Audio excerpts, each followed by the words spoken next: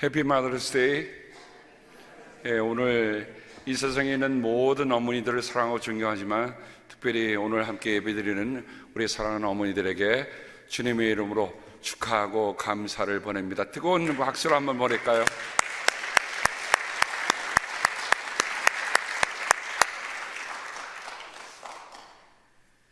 어머니 하면 여러분 어떤 마음이 드십니까? 지금도 생각나는 어머니에 대한 여러 가지가 있지만 제가 논설훈련소에 들어가서 고대 훈련을 받고 딱 고치에 올라가면 말이죠, 갑자기 거기에 있는 조교가 이렇게 합니다. 고향을 향해서 저양우 뭐 하여간 뭐 이렇게 해서 고향을 향해 서라고 합니다. 그리고 어머니 하고 외쳐라 그래요. 아니 훈련받는 것도 고대인데 말이죠, 거기 와서 어머니 그럼 조그맣게 불렀다가 또 기합을 줘요. 다시 한번 어머니 크게 불러. 그럼 자 한번 여러분 한번 불러볼까요? 시작. 어머니.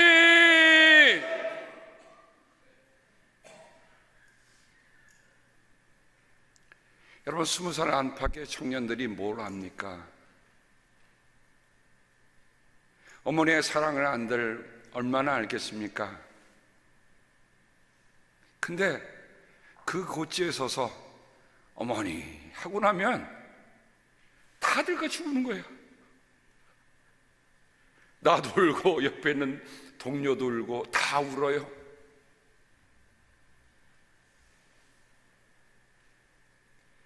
그래서 어머님은 언제나 마음속에 그리움으로 남는 분이 어머님입니다.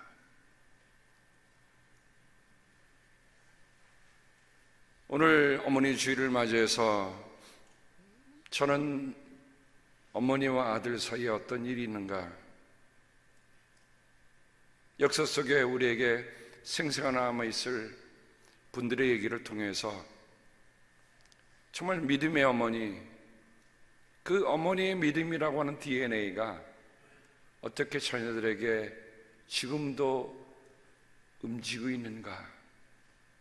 사실 제가 개인적으로 보면요, 저도 저 어머니가 제가 걷기도 전에 저를 업어서 교회 가서 무릎에 앉혀놓고 예배를 드렸던 게 제 기억 속에 아직도 남아 있습니다. 그때는 제가 말도 못했을 것 같아요. 근데 어머니가 이렇게 아기의 눈에 이렇게 떠보면 교회에 이렇게 시골 교회들 있잖아요. 자줏빛 뒤에 휘장이 있고 십자가 있고 전부 다 그때는 의자가 없으니까 마루에 앉아서 예배를 드렸는데 어머니가 저를 어머니의 무릎에 놓고 예배를 드렸던 게 제 신앙의 첫 기억입니다. 아직도 그게 남아있어요. 물론 이 자리에는 어머니가 생전에 계신 분도 계시지만 하나님 나라에 먼저 가신 분들이 계시죠. 어머니는 여전히 우리의 어머니시죠.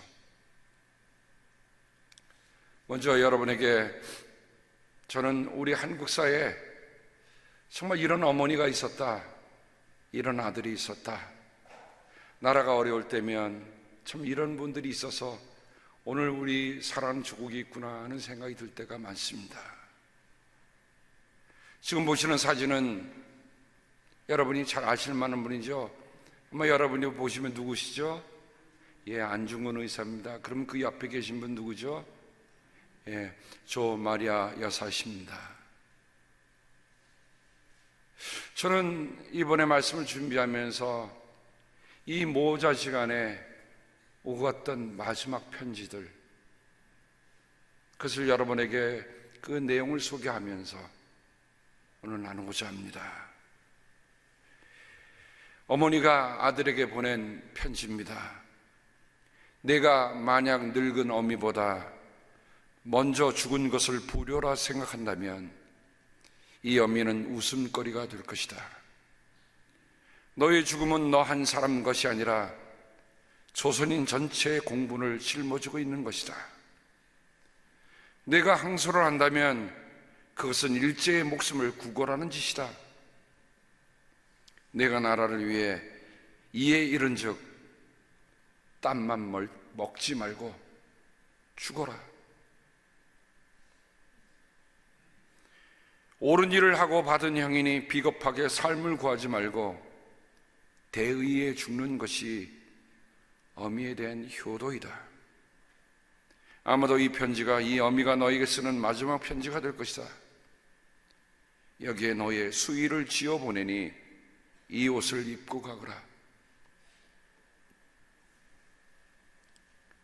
어미는 현세에서 너와 제외하기를 기대치 않으니 다음 세상에는 반드시 선량한 천부의 아들이 되어 이 세상에 나오느라.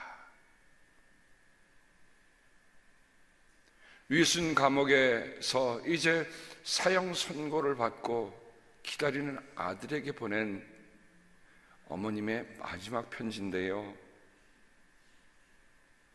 어머니가 하얀 수의를 지어서 보냈어요. 한복입니다. 그 한복을 입고 안중근 의사는 이 세상을 떠났습니다.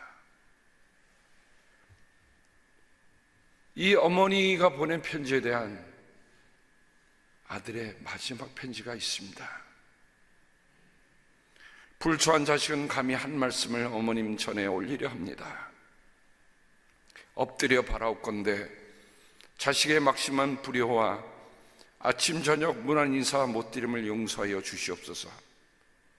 이 이슬과 똑같은 험한 세상에서 감정이 이기지 못하시고 이 불초자를 너무나 생각해 주시니 훗날 영혼의 천당에서 만나 뵐 것을 바라오며 또 기도하옵나이다.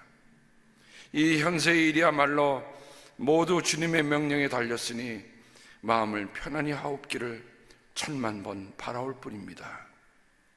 분도는 장차 신부가 되게 하여 주시기를 희망하며 후일에도 잊지 마시옵고 천주께 바치도록 키워주십시오. 이상이 대요이며 그 밖에도 드릴 말씀은 하다오나 후일 천당에서 기쁘게 만나 뵈온 뒤 누누이 말씀드리겠습니다. 위아래 여러분께 분한도 드리지 못하오니 반드시 꼭 주교님을 전심으로 신앙하시어 후일 천당에서 기쁘게 만나 뵈옵겠다고 전해주시기 바랍니다. 이 세상의 여러 가지 일은 정근과 공군에게 들어주시옵고 배려를 거두시고 마음 편안히 지내시옵소서. 아들 도마올림. 두 분은 캐톨릭 신도들이었습니다.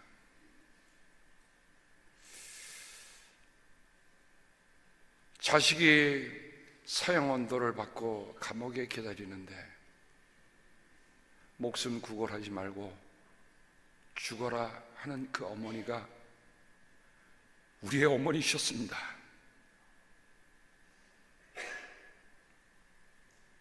우리의 사랑하는 조국은 이런 어머니들이 계셔서 세상에 부끄럽지 않은 나라로 오늘도 서 있는 겁니다.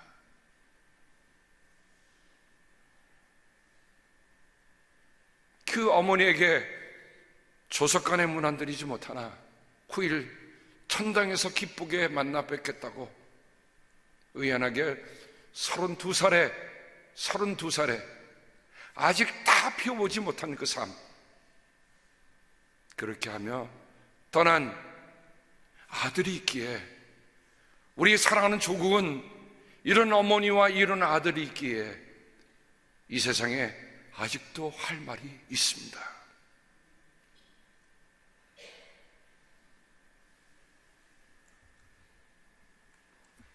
오늘 우리는 바울이 옥중에서 보낸 서신을 보았습니다. 마지막 편지입니다. 바울이 루스트라에서 만났던 그 제자 디모데에게, 디모데를 평생 독신을 살아왔던 바울은 그를 아들로 생각하고, 나의 진짜 아들로 생각하고 그에게 보낸 마지막 유서입니다. 저는 조 마리아 여사가 아들 안중근 의사에게 보낸 그 편지를 봐도 마음이 울먹거리고 뜨거운데, 바울이 마지막으로 보낸 편지를 우리가 읽으면서 정말 그 어머니가 그 아들에게 보냈던 그 심정을 우리가 이 편지에서 읽지 못한다면 우리는 겉읽고 마는 거예요. 나는 이미 피를 부어서 희생 제물이 될 준비를 갖추었습니다. 내가 세상을 떠날 때가 왔습니다. 나는 훌륭하게 싸웠고 달려갈 길을 다 달렸으며 믿음을 지켰습니다.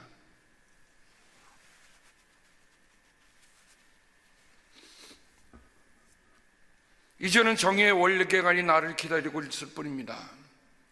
그날에 정의의 재판장이신 주님께서 그 월계관을 나에게 주실 것이며 나에게뿐만 아니라 다시 오실 주님을 사모하는 모든 사람에게도 주실 것입니다. 디모데야, 속히 나에게 오도록 힘쓰라.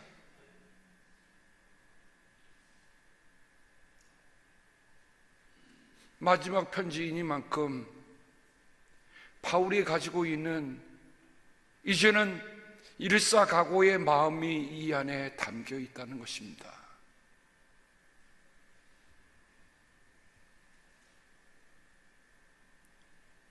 저는 이 마지막 편지를 통해서 바울이 디모데에게 보낸 그 편지,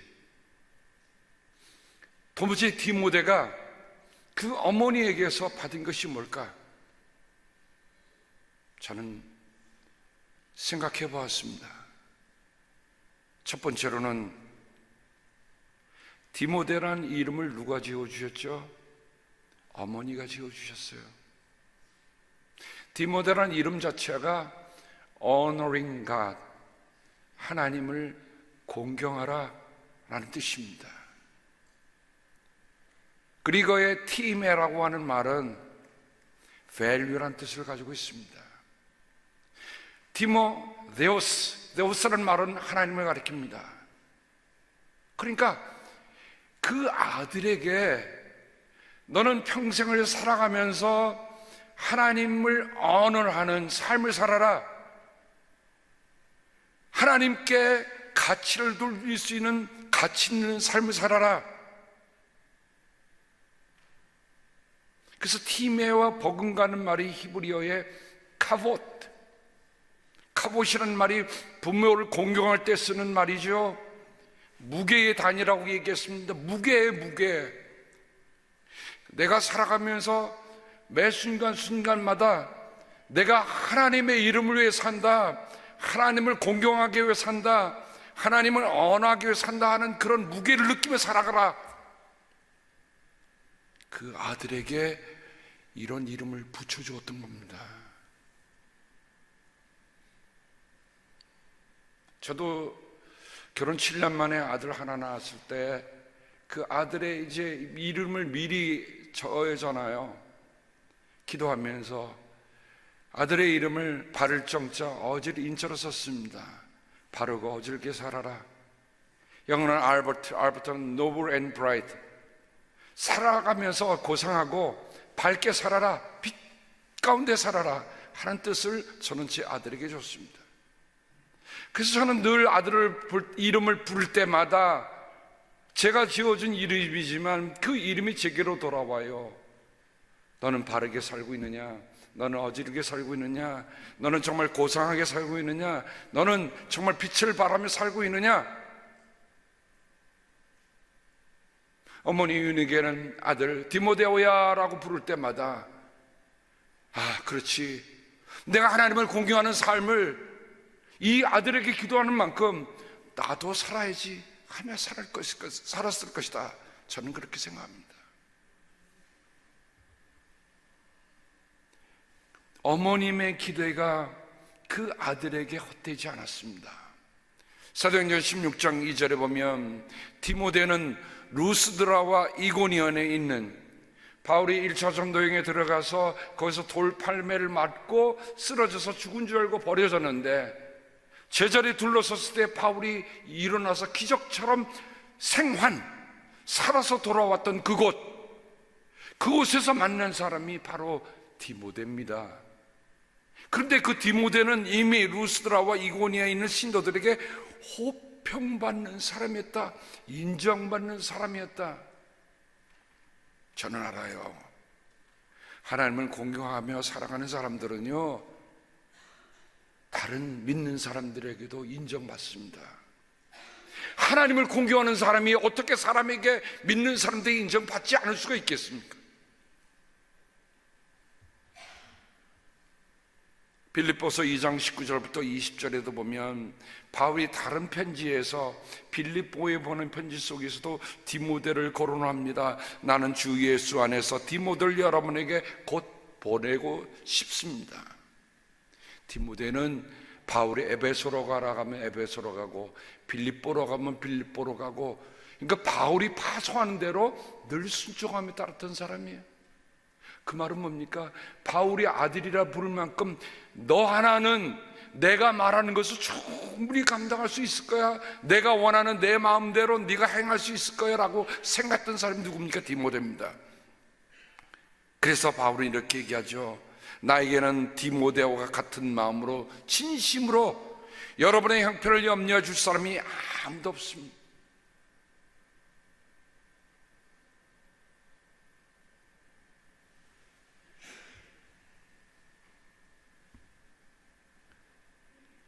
정말 어떤 사람이 내 마음처럼 일해준다, 쉬운 일이 아닙니다. 근데 저는 알아요. 저도 그렇게 살려고 애를 써왔거든요. 제가 40에 돼서야 이곳에 와서 담임 목회를 했지만 그 전에 15년 동안에는 부목사 생활하면서 했던 게 뭘까요? 네, 맞습니다. 저는 담임 목사님이 눈길 한마디 벗어 무엇을 원하시는지 알았어요. 부탁하기 전에도 이미 파악하고 그 일을 다 만들어냈어요. 저는 바울과 디모데 얘기가 이거는 공연한 얘기가 아니구나라는 마음이 듭니다. 디모데와 같은 마음으로 진심으로 여러분의 형편을 염려해 줄 사람이 아무도 없습니다. 그러니까 디모데가 바울과 같은 거예요. 그래서 지금도 만나면요, 제 아버님 같아요. 제 아버님을 모시고 있습니다. 제 영적인 아버님을 모시고 있어요. 여러분, 아들이 아버지의 마음을 읽지 못한다면 그 불효자식이잖아요.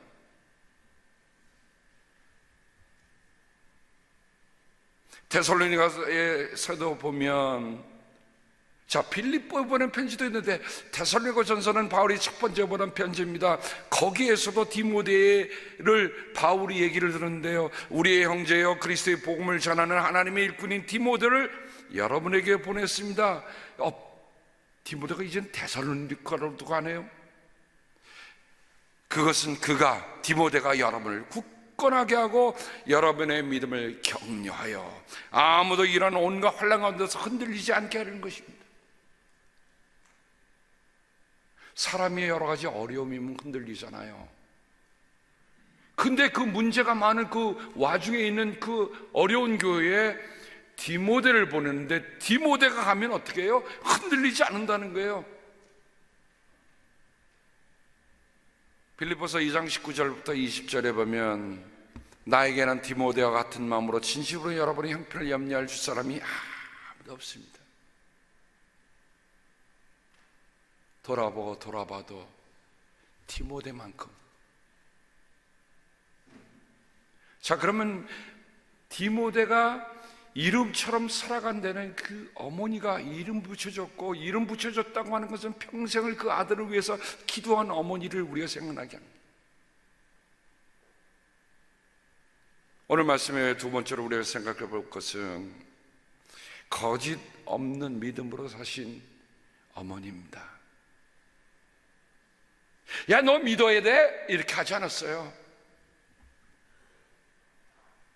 어머니가 거짓 없는 믿음으로 살았기에, 근데 그 어머니 뭐냐면 외할머니 로이스도 보면 거짓 없는 믿음으로 깃들여 있다고 했지만 그 깃들여 있다는 말은 거짓 없는 믿음을 가지고 사셨다는 거죠. 어머님의 믿음이 이처럼 중요합니다. 어머님이 어떻게 사시는 거에 따라 자식들이 그거 보고 배우는 거거든요. 저는 제 어머니가 어떻게 믿으셨는지 저는 보고 합니다.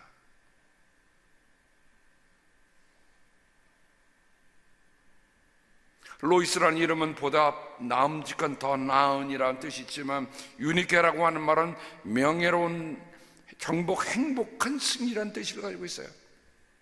그러니까 그 어머니 로이스는 딸 유니케에게 너는 정말 행복하게 승리하거라, 명예롭게 이겨라,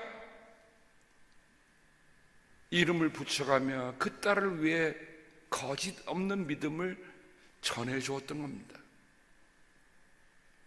그러니까 믿음이라고 하는 것 자체가 곧 우리에게 유산이 되었다고 하는 것을 우리에게 가르쳐주는 말이기도 합니다. 나는 그대 속에 있는 거짓 없는 믿음을 기억합니다.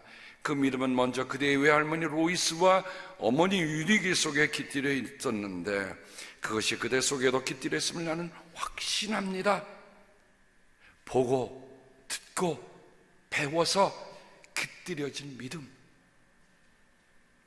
여러분, 새들이 둥지를 만들 때 보면요 어떻게 만들지 아시죠? 나무 조각 하나하나 다 물어다가 만들더라고요. 그 다음에 새끼 날 때쯤 되면 자기 몸에서 깃털을 뽑아서 솜털을 뽑아서 거기 싹 만들어요. 그래서 거기서 새끼를 키우다가 새끼가 나갈 때쯤 되면요 솜털 다 빼요. 그리고 부드러운 가지 다 뺍니다. 뭐 남죠? 뻣뻣한 가지 남으니까 이 새끼들이 견딜 수가 없어서 나가게 됩니다. 우리가 말 못한다고 하는 새도, 그 어미새도 자식을 어떻게 키우고서 알거든. 어머니가 깃들여진 그 믿음이라고 하는 것이 무엇인가 우리에게 가르친 말입니다. 여기서 우리는 디모데가 누구를 닮았다? 모전, 자전, 그죠? Like mom, like son.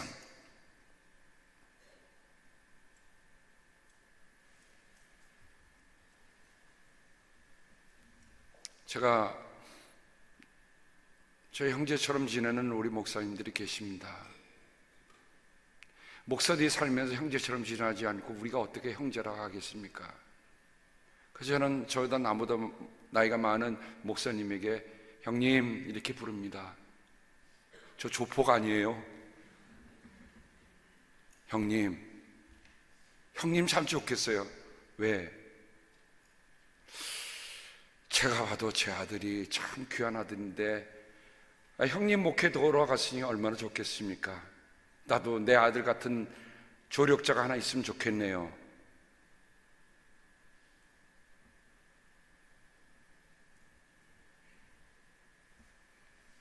어저께는 잘 지내냐라고 전화했더니 감기에 걸려서 복사 목소리가 달라요. 그래서 아내하고 짬뽕 한 그릇 투고 해갖고 갖다 주면서 오늘이 주일이니까 일어나서 뭘 먹고 가야죠. 돌아나면서 I love you 그러고 나왔습니다.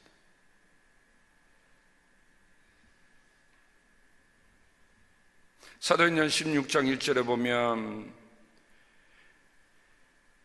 디모데가 제자라는 말로 표현됩니다. 이미 바울을 만나기 전에 그는 그리스도를 받아서 돈독한 신앙이 되어 있습니다. 누가 되고 있어요?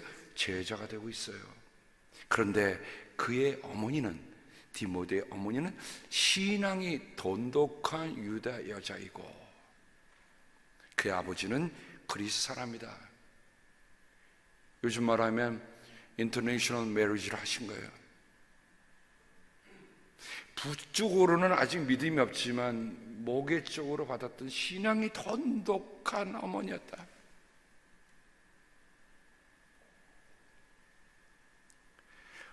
바울이 왜 디모데에게 거짓 없는 믿음을 했을까? 그 거짓 없는 단어가 마음에 걸렸습니다. 왜냐하면 다 믿는다고 했는데 왜 거짓이라는 말을 썼을까? 거짓 없느냐는 말을 썼을까?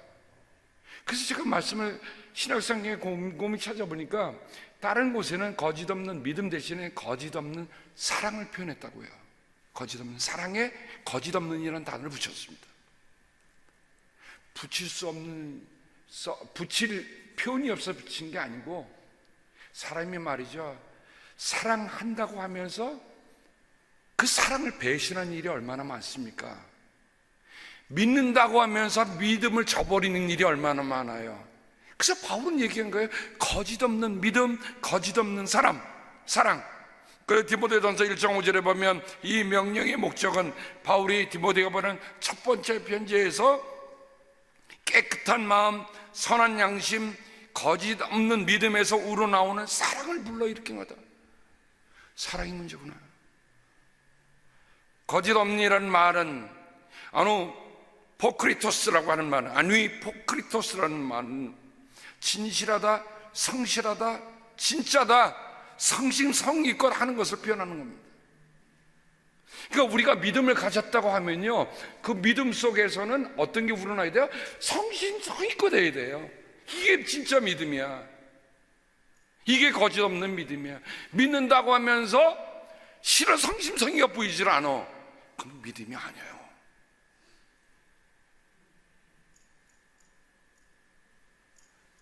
그러면서 저는 늘 제가 하는 질문 속에 이런 게 있습니다.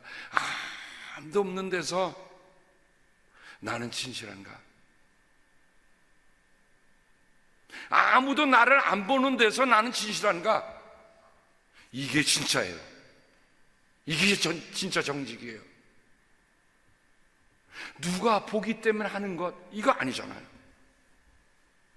그래서 바울이 쓴 편지에 보면 로마서 12장 9절에 사랑에는 거짓이 없어야 합니다. 이게 아까 거짓 없는 믿음과 같은 말입니다. 악한 것을 미워하고 선한 것을 굳게 잡으십시오. 선한 것을 굳게 잡고 살아가는 것. 예수님의 수제자였던 베드로도 이 거짓 없이라는 말을 꾸밈 없이라는 말로 썼더라고요. 여러분은 진리의 순종함으로 영혼을 정결하게 하여서 꾸밈 없이 서로 사랑하기에 이르렀으니 순결한 마음으로 서로 뜨겁게 사랑합시오. 꾸밈 없이 서로 사랑이라는 말이 뭘까요? 사랑이 꾸밀 수도 있다는 거죠.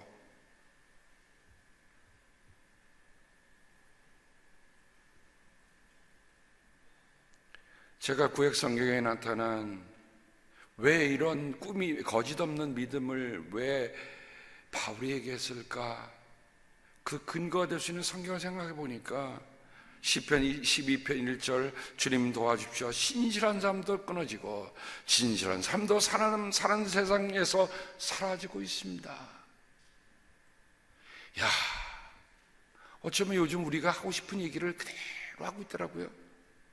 의인이 망해도 그것을 마음에 두는 자가 없고 경건한 사람이 이 세상을 따라도 그 뜻을 깨닫는 자가 없다.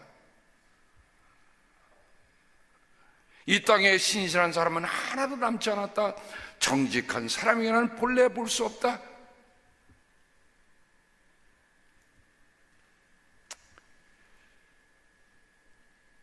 그래서 거짓 없는 말이라는 말을 우리가 연상시키는 반대의 단어가 있지요. 그게 뭐지요? 바로 가면으로 가리는 겁니다.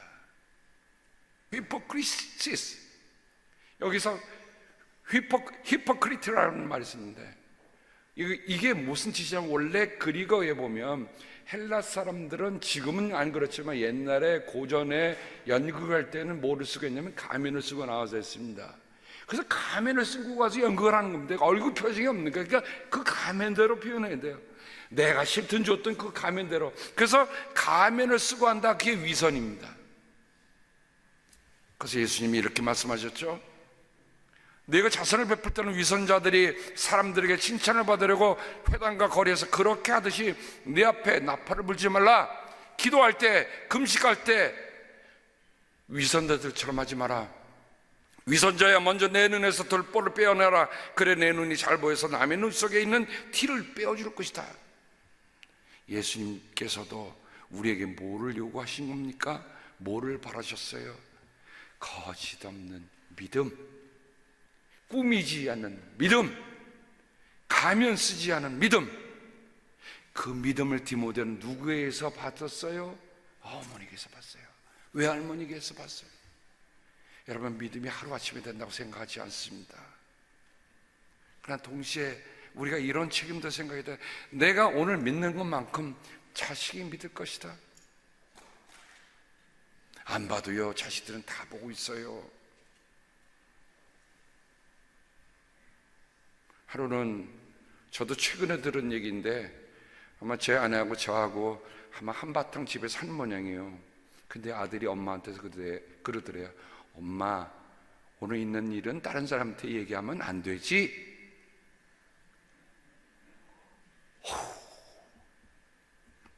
아비보다 철든 아들이 있더라고요. 제가 그 얘기 들으면서 내가 아들에게 믿음의 길을 보여주는 기회 어느 정도까지 왔을까?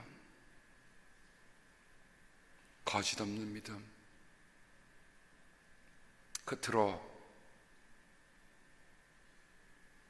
디모데는 어머니에게서 무엇을 배웠을까? 가장 중요한 게 여기 있습니다. 기도와 더불어 성경을 가르쳐 주신 어머니입니다.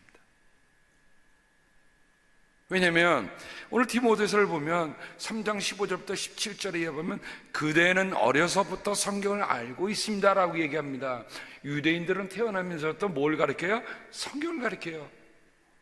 여러분에게 말씀드렸지만 아이들이 성경을 달콤하게 읽도록 석판에다가 그에다가 성경을 첫 글자를 읽고 나면 딱 핥아 먹는다. 거기다 꿀을 발라놓는다고 그러죠. 그래서 아이들은 어느 적부터 성경 읽는 것이 꿀처럼 달구나. 이게 유대인들이 가르치는 교육 방식의 하나인데요. 그러니까 어릴 적에 하나님 말씀 읽으면서 꿀처럼 달다는 것을 아주 그냥 체내에 다 담고 살았던 것이 디모데입니다. 그대는 어려서부터 성경을 알고 있습니다. 성경은 그리스도 예수를 믿는 믿음으로 말미암아 그대에게 구원에 이르는 지혜를 줄 수 있습니다. 모든 성경은 하나님의 영감으로 된 것으로 교훈과 책망과 바르게 함과 의로 교육하기에 유익합니다. 성경은 하나님의 사람을 유능하게 하고 그에게 온갖 선한 일을 할 수 있게 하는 것입니다. 그러니까 디모데가 바울을 만나기 전에 이미 제자가 되어 있던 것에는 무엇으로 갖춰진 겁니까? 그 어머니가 가르쳐준 성경.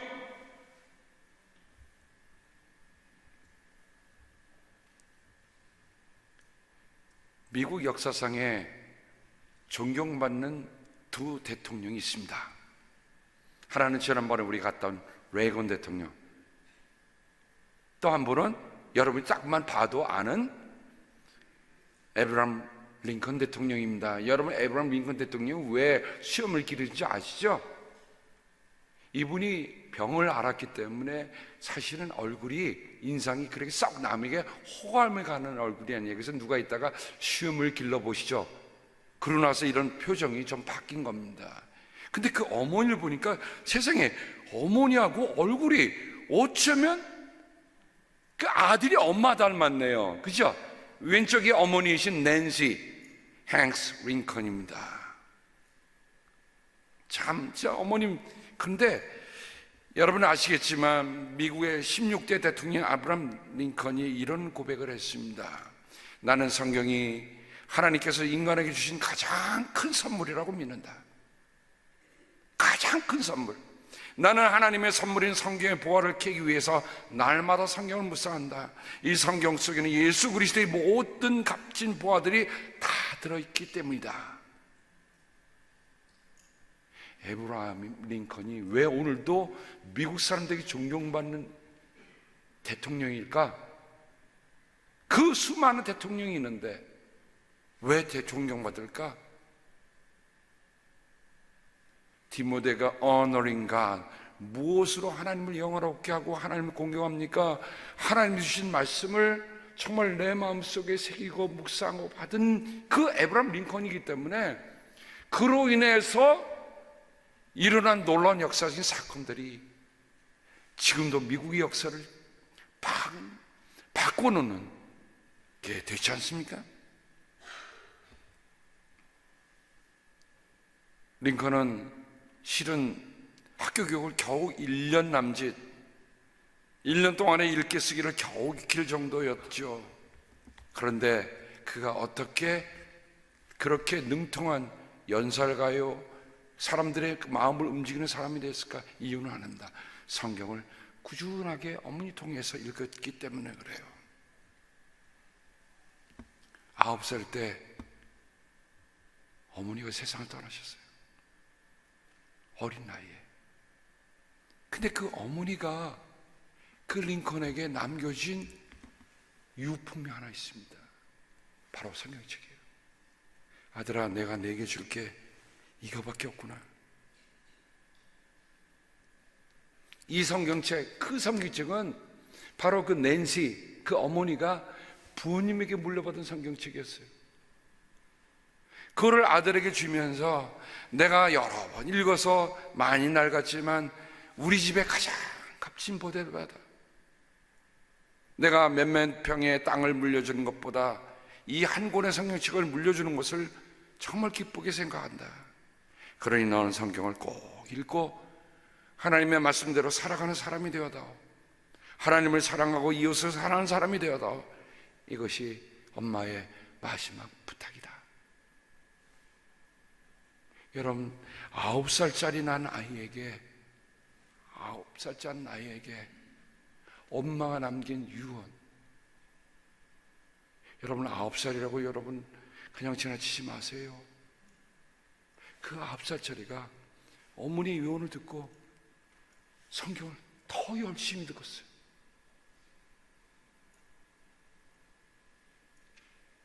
정규교육보다도 더 중요한 하나님의 사람으로 유능하게 만든다고 하는 그 말씀을 읽으면서 링컨은 설 수 있었던 것입니다. 그래서 링컨은 이렇게 고백합니다.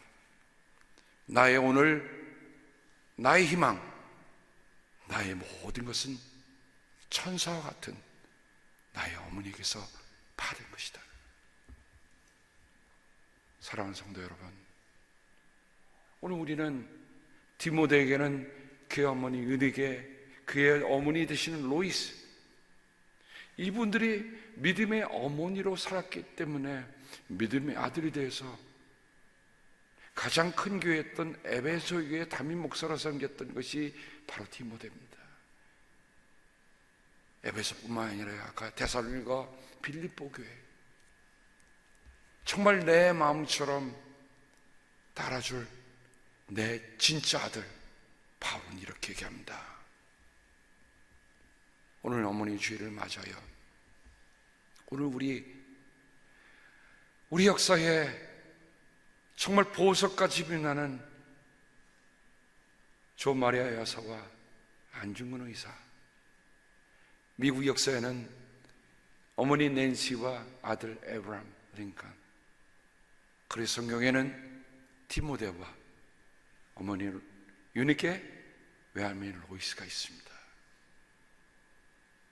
저는 여러분이 이제 이 생 살면서 남은 인생 속에 무엇을 자녀들에게 남겨주고 싶으십니까?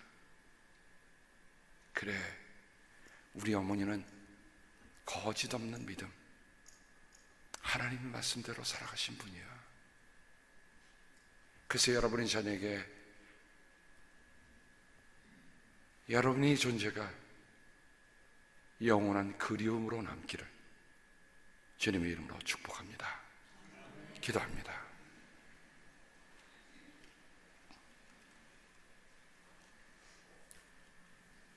하나님, 고맙습니다.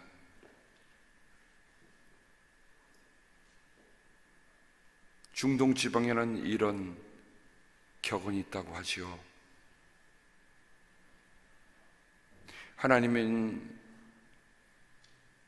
사람들에게 하나님이 필요한 것을 알지만 그 하나님을 다 줄 수가 없어서 어머니를 대신 줬다고요. 그래요, 우리는 어머니를 통해서 하나님을 만납니다. 어머니를 통해서 이 세상에 생명을 받았습니다. 어머니를 통해서 무엇이 소중한 것을 배워왔습니다. 우리의 남은 인생도 어머니가 우리에게 물려주신 것처럼 살아가는 죄를 되게 주여 도와주셔서, 하나님, 누군가 우리의 삶을 얘기할 때 애할머니, 어머니에게 깃들여진 그 거짓없는 믿음이 바로 당신에게도 깃들여 있습니다 라고 인정받는 저희들 되게 도와주시옵소서. 감사함이 예수님의 이름으로 기도합니다. 아멘.